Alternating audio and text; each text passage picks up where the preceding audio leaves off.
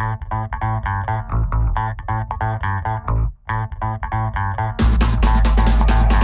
this is John Kohler with okraw.com. Today we have another exciting episode for you. In this episode, we're going to talk about my opinions and my thoughts on labels and labeling people different things. So the first thing, as you guys see in the title, I identify as a raw vegan. Does that mean that I'm 100% raw vegan all the time? You know, through most of my adult life, actually, I have eaten like 99% raw vegan. More recently, within the last few years, you know, that percentage dipped down a little bit.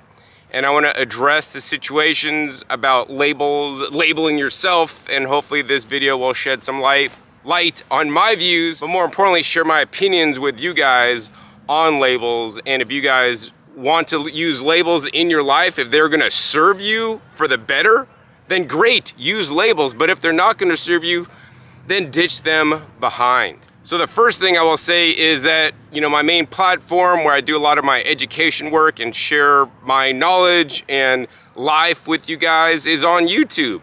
And on YouTube, the way it's set up is that you could have really long videos as long as you want. Mine tend to be on the longer side. And you could have maybe like 5,000 characters in your description, but you are limited as to how long your title can be. I wish the titles were longer and they didn't have to be short news blurb-ish titles that really got a lot of clicks, but that's the way it is on YouTube. So because of this, I tend to use labels a lot and maybe even, you know, use them very carefully in the titles to elicit people to watch my videos so they can get my education. So that's the number one thing. That being said, I wish there were no such thing as labels, because you can't label me. I'm unlabeled because I don't really fit in any specific box. And if you guys want to put yourself in a box and call yourself a raw vegan and do what a raw vegan does, that's entirely up to you. I'm sharing with you guys my opinions and my thoughts after eating raw vegan diet style for the last 27 years, which is what would be normally thought of as a raw vegan diet. So although I identify as a raw vegan, and there's many different people out there that identify as different things, whether you want to put identity on your gender preference, you want to have an identity as I identify as skinny, but you are grossly overweight. You know, that is totally up to you, and everybody should have the right to identify with however they want without judgment. It's so sad that on YouTube and any other places in society, we judge people so fast and so quickly just based on their label, which, you know, hopefully it's not always black and white. So I want to get into my personal definitions and even share with you guys what I believe about my lifestyle and how I eat, as related specifically to diet primarily, but other aspects in my life as well. So let's deconstruct raw vegan. So first we got to deconstruct the word vegan, because that's a more prevalent word in raw vegan. What is vegan? So for vegan, it doesn't just mean that you only eat plants and you exclude animals, right? That's a very narrow definition of vegan that I personally do not accept. In that case, maybe you'd be a plant-based eater.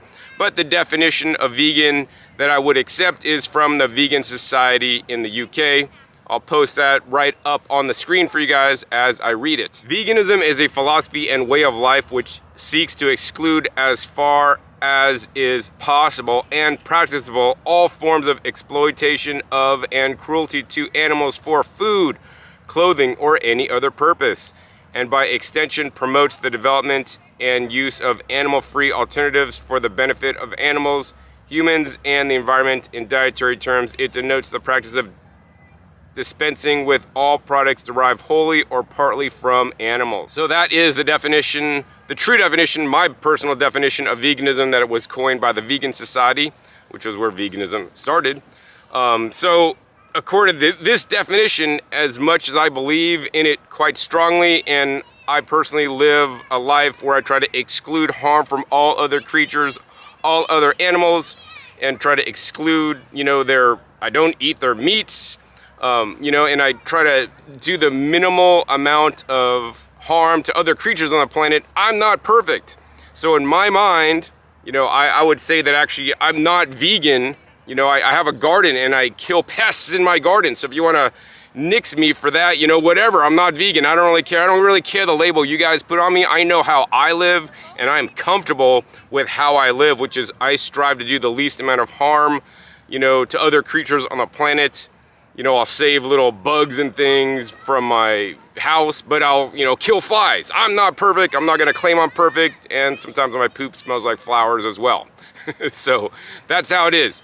That being said, you know, I believe that I do a lot more than most vegans that just eat vegan processed foods and junk foods to minimize my impact on the planet and other creatures on the planet. But I don't really know how other people live their lives.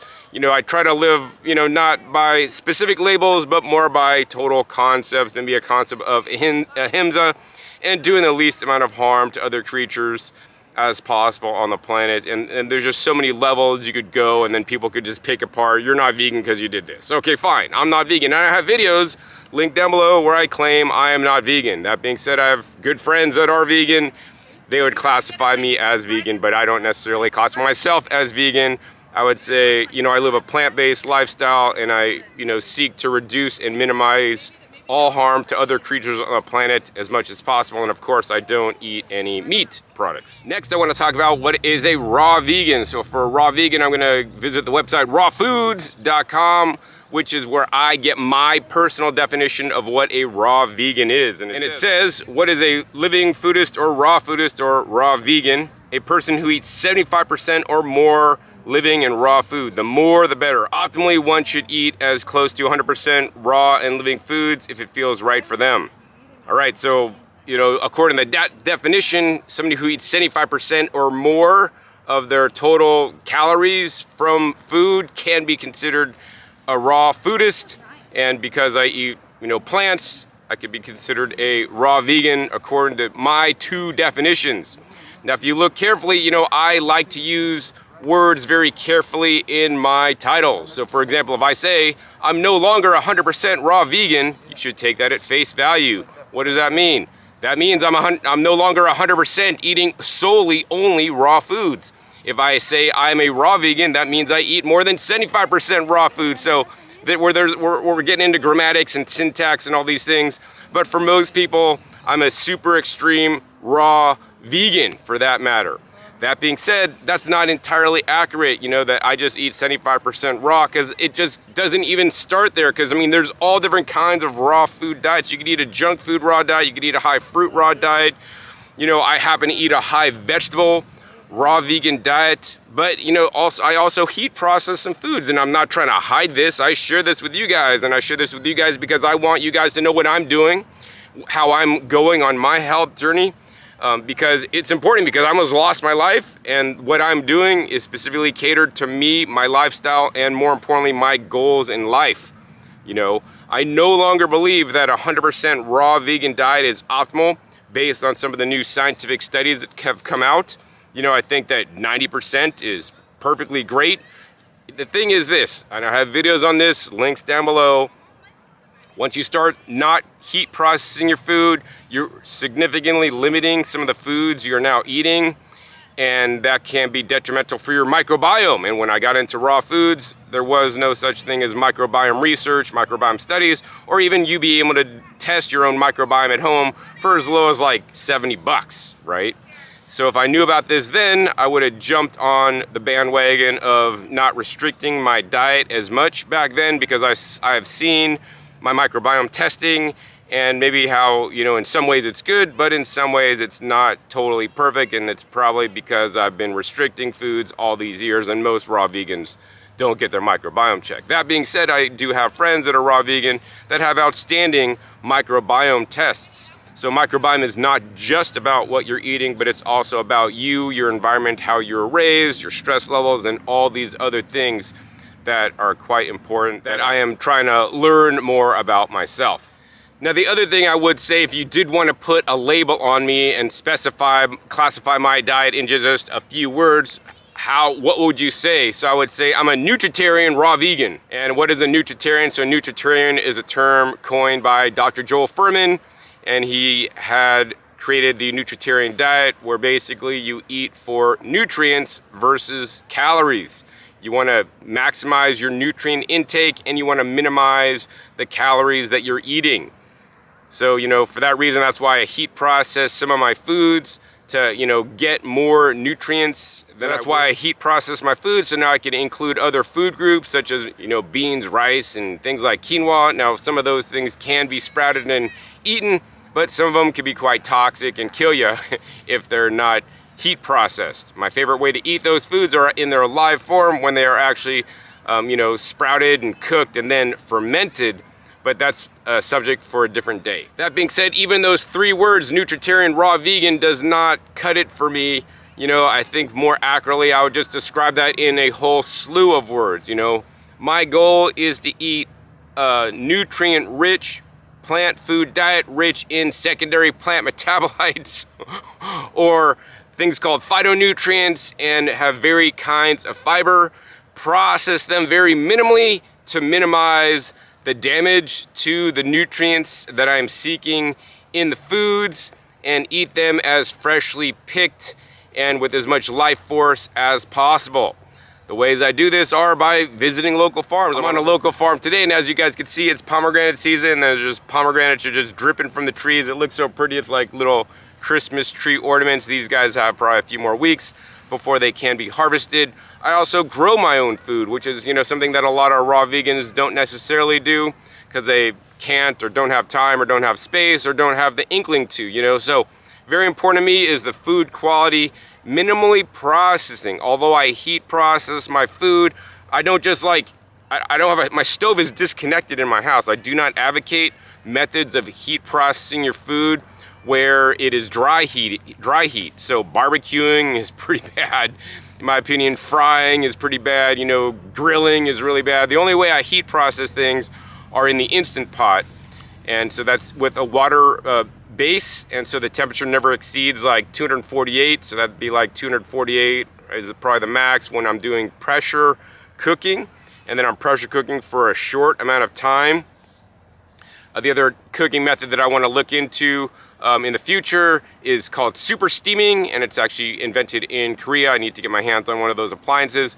That might be a better way to heat process my food to retain more of the nutrients, but, you know, make it more edible by breaking down some of the potential anti-nutrients, so now I can have access to a wider variety of foods. The other thing I'm gonna say is that I'm not perfect, so please guys, don't put me on a pedestal. I am on my own health journey, and the conflicts arise is that when your personal values, like I value health more than anything else, you know, I know some of you guys value animals more than yourselves, and you know, that's great, and you're gonna run yourselves off the road and not hit a deer, and you'd rather run into the ditch before you hit a deer, and I totally respect however you guys want to live. You know, I want to make sure that I'm around, and, you know, not to say that my life is more important than a deer. I'm going to try to avoid the deer as much as possible and brake and do the things, but I'm not going to go over a cliff to save a deer personally, you know. So, you know, my health is my main priority in my life, and, you know, I'm just telling it like it is. So I want you guys to identify what are your values and how does that align with the labels that you put on yourself. Or do you even need to put a label on yourself? You know, should you just use a slew of words like I did, you know, to describe your diet or describe you?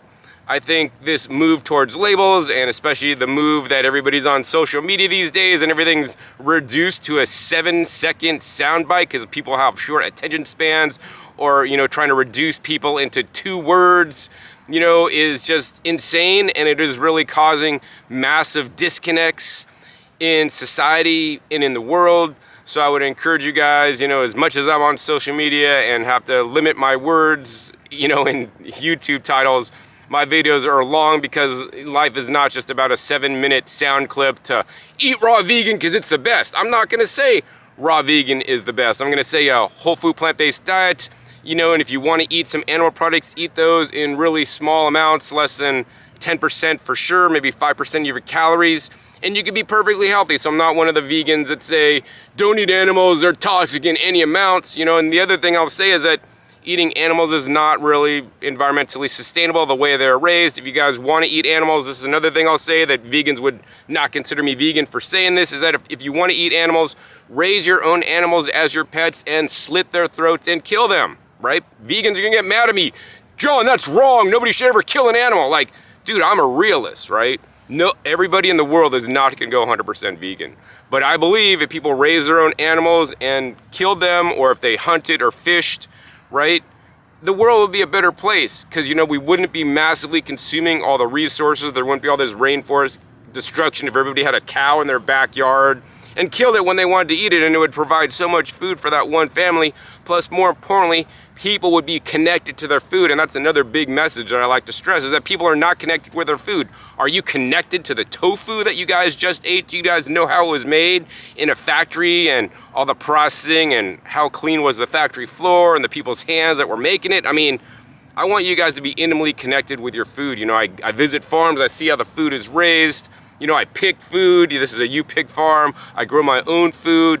99% of what I eat is I process myself. It's a lot of work to do all the processing. And I know a lot of you guys don't want to dedicate the time to that. Maybe that's another part of what I do. You know, is 99% of the food in my definition is of how I eat is what I made, not just the food itself. You know, a good percentage is the food I grew. So I really want you guys to define yourselves as more than just a label. And please, when you see my titles, you know that I'm just using a label for the title to fit in with how society works. Although in general, I'm a rebel against society and a lot of things and how things are done in life. And yeah, I'm just kind of my own person being me. And I want you guys to be your own person and be you. And hopefully this little rant video kind of sheds some light on my opinions of labels, definitions, and maybe how you may want to define or classify or put yourself in a box, or more importantly, unbox yourself. So if you guys like this format, like this video where I just give a rant, sharing my thoughts and opinions, hey, thumbs this video up, share this with somebody else you think it could help. Also, be sure to click that subscribe button right down below so you don't miss my new and upcoming episodes that are coming out every 5 to 7 days. You never know where I'll show up or what you'll be learning on my YouTube channel. Make sure you smash the bell so you get notified as many videos come out. And finally, be sure to check my past episodes. Past episodes are wealth of knowledge. I'll put a bunch of links down below to some videos I've made recently on my thoughts on a raw vegan diet, how to expand it, you know, and how to make it a little bit healthier if you want to start including some heat processed foods, and the best ways to do that, because that's my goal, and maybe it might be important to you as well. So with that, my name is John Kohler with okraw.com. We'll see you next time, and until then, remember, keep eating your fresh fruits and vegetables. They're always the best.